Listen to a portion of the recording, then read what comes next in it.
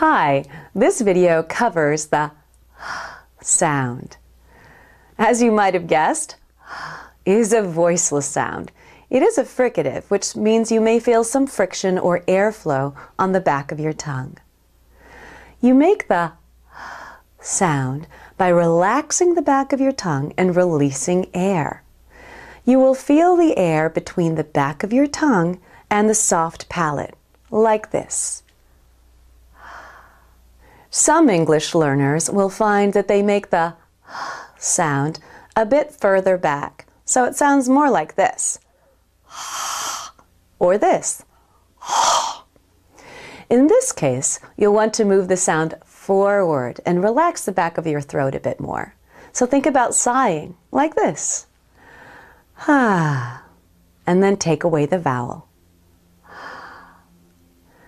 Another challenge comes into play depending on the vowel sound that follows the Sometimes when it's followed by a oo or sound, it can be a bit more challenging. And the reason for this is that the consonant is placed closely to these two back vowel sounds.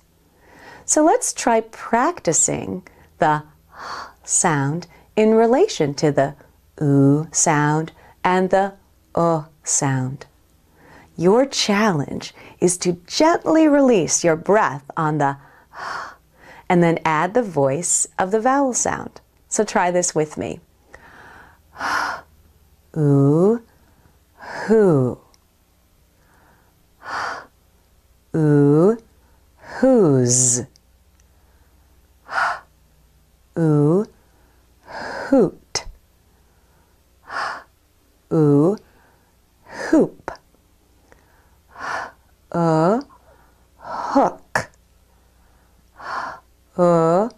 Hooked. Can you feel the before the vowel? Now for an extra challenge, let's try the before the U sound. First, let's try the combination together. U, hue. You, hue. And now let's try a few words. Human, huge, humane, humility, humor.